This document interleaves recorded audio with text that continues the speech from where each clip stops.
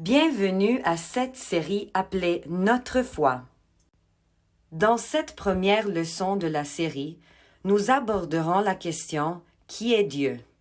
Je m'appelle Livia et je serai votre narratrice pour cette leçon. Veuillez lire notre suggestion pour les enseignants. La question « Qui est Dieu ?» a intrigué bien des gens. On nous demande de prier Dieu et d'aimer Dieu, mais cela est difficile à faire si nous ne savons pas qui il est.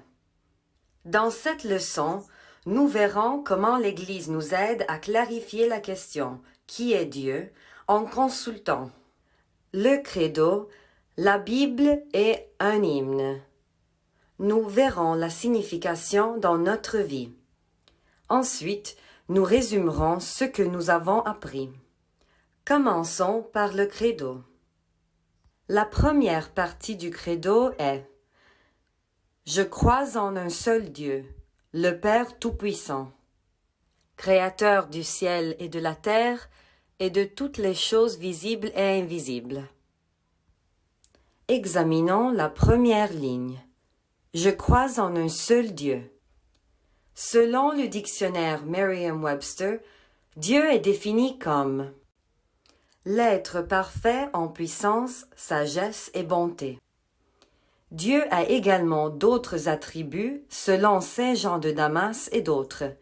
Il y a sainteté, amour, omniprésence ou la présence constante en tout lieu, omniscience, la connaissance de toutes choses, omnipotence, la toute-puissance, Trinité, esprit de vérité et bien d'autres. Maintenant, revenons à la première ligne du credo. Je crois en un seul Dieu. Qu'est-ce que cela veut dire? En disant « Je crois en un seul Dieu », nous confessons notre foi. Nous choisissons le chemin qui mène à Dieu. Nous choisissons Dieu qui est la bonté parfaite versus la méchanceté, la vérité parfaite versus le mensonge, la sagesse parfaite versus la confusion. Ceci nous rappelle les paroles du psaume « Heureux l'homme qui ne marche pas selon le conseil des méchants. »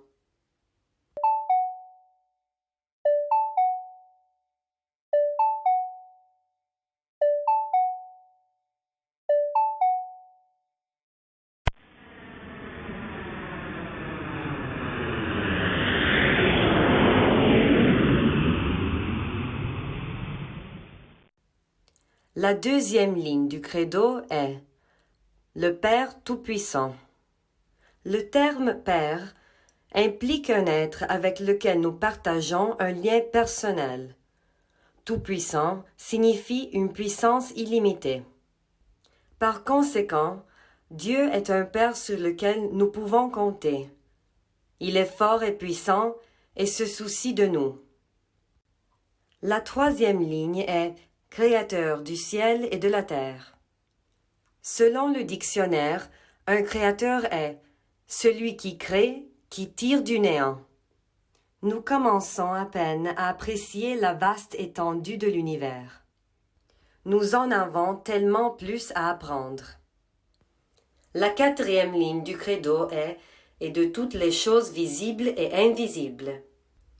La réalité créée invisible est constituée par les hôtes des puissances sans corps, généralement, et de manière quelque peu incorrecte, appelés les anges. L'Église orthodoxe reconnaît 9 cœurs ou groupes d'anges tels qu'on les trouve dans les Écritures. Anges, archanges, puissance, autorité, principauté, domination, trône, chérubins et séraphins. Voir l'icône. Les anges font partie de la création de Dieu. Dans cette icône de l'Annonciation, l'archange Gabriel est représenté avec la Vierge Marie. Il est un messager de Dieu, le porteur de bonnes nouvelles. Il y a aussi des anges déchus qui essaient de nous dissuader sur notre chemin vers Dieu. Ce sont des défis que nous devons surmonter.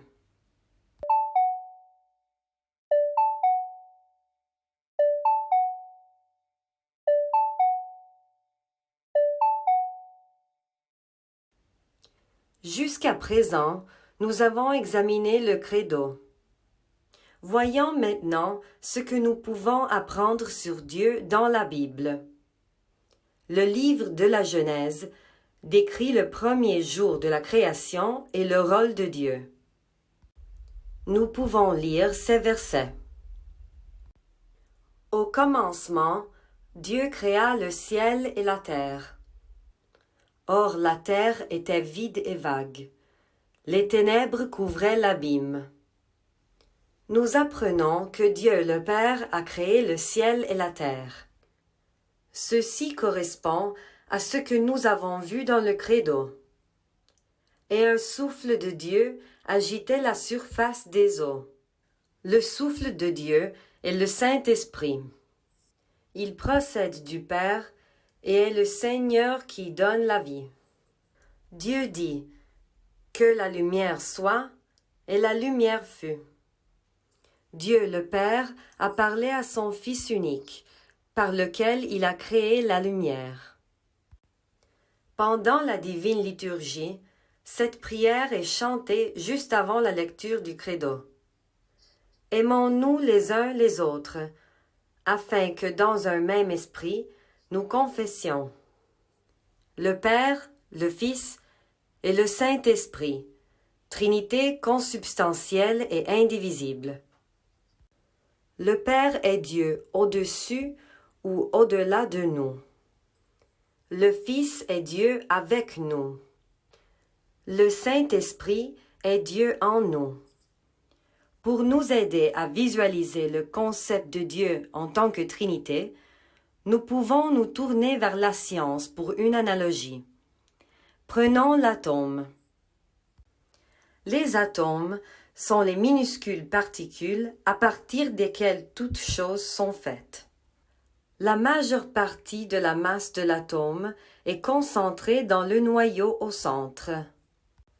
Représenté en bleu, constitué de protons et de neutrons qui sont emballés ensemble. Les électrons, représentés en rouge, gravitent autour du noyau dans des coquilles, parfois appelées orbitales ou niveaux d'énergie. Lorsqu'un atome absorbe de l'énergie, un électron à l'intérieur se déplace par vague à un niveau d'énergie plus élevé, mais cela rend l'atome instable. Lorsque l'électron revient à son niveau d'origine, il restitue l'énergie sous forme d'un éclair lumineux appelé photon. Un photon, représenté en vert, est un paquet de lumière. La lumière est une sorte d'énergie qui se déplace sous forme d'onde dans un modèle vibrant d'électricité et de magnétisme, que nous appelons énergie électromagnétique. Un photon est l'unité de base de la lumière. Voyons maintenant la Sainte Trinité. Selon saint Grégoire le théologien, l'union est le Père de qui et vers qui l'ordre des personnes suit son cours. Ainsi l'union est le Père. Cela pourrait être analogue au noyau de l'atome. Le Saint-Esprit est le vent, le souffle ou l'énergie de Dieu, comme l'électron. Le Fils est la lumière du monde, analogue au photon, qui est l'unité de base de la lumière. Bien que l'atome fournisse une analogie très limitée avec la Trinité, il nous aide à visualiser Dieu comme Trinité, un mystère qui dépasse notre compréhension.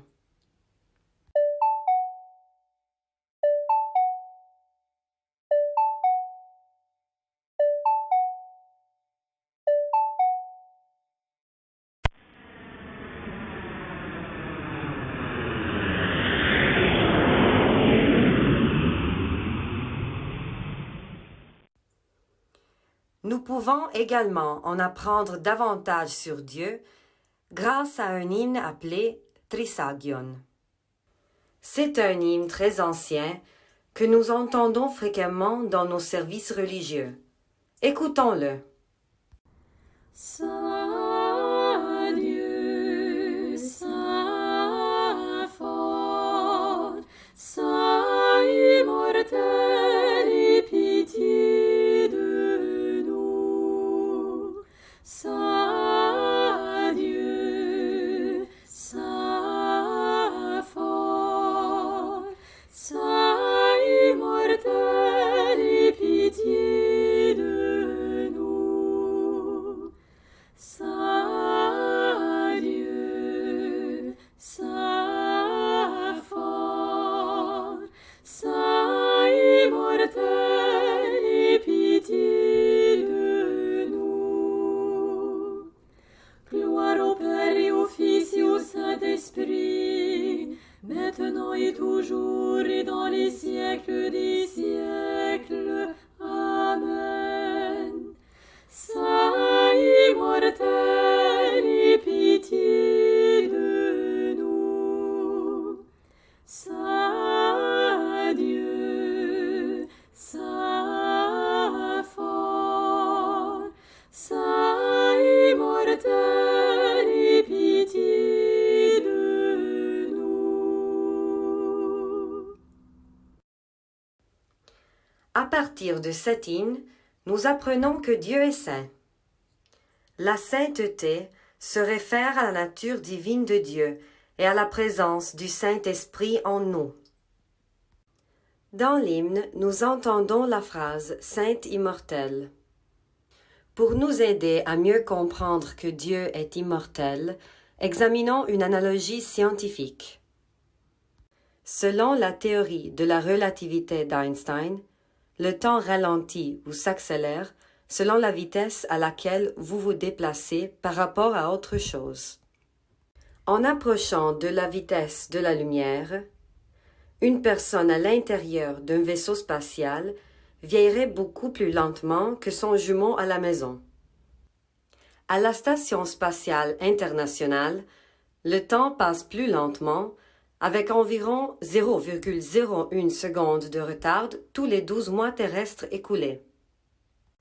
Le temps n'est donc pas absolu. Il est relatif à votre cadre de référence. Plus vous bougez vite, plus le temps passe lentement. Que se passe-t-il si vous vous déplacez à la vitesse de la lumière? Le temps s'arrête-t-il? La lumière fonctionne-t-elle en dehors du temps? Alors pourquoi Dieu ne pourrait-il pas également fonctionner en dehors du temps et être immortel? De toute évidence, nous en avons beaucoup plus à apprendre sur la lumière et le temps dans le domaine physique, et de Dieu et son immortalité dans le domaine spirituel.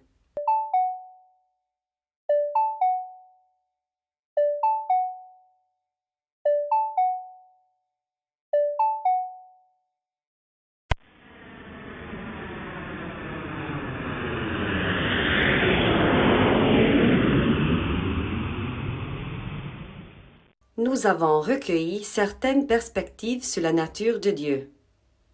Voyons maintenant quel sens cela peut avoir dans notre vie. Dans notre vie, nous confessons notre foi par les paroles du Credo. Je crois en un seul Dieu. Ainsi, nous choisissons le chemin qui mène à Dieu, qui est la bonté, la vérité et la sagesse parfaite, et bien plus encore.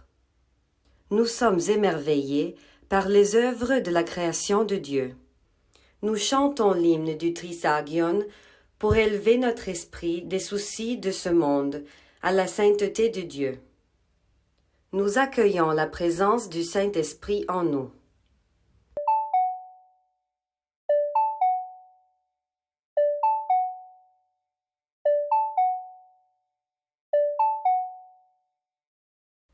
Maintenant, résumons ce que nous avons appris dans cette leçon en réponse à la question « Qui est Dieu ?» D'après le Credo, nous avons vu qu'en disant « Je crois en un seul Dieu », nous choisissons le chemin qui mène à Dieu, qui est la bonté, la vérité et la sagesse parfaite, et bien plus encore. Nous avons également constaté que Dieu est le Père Tout-Puissant, Créateur du ciel et de la terre, et de toutes les choses visibles et invisibles. Dans la Bible, nous avons appris que Dieu est Trinité, Père, Fils et Saint-Esprit.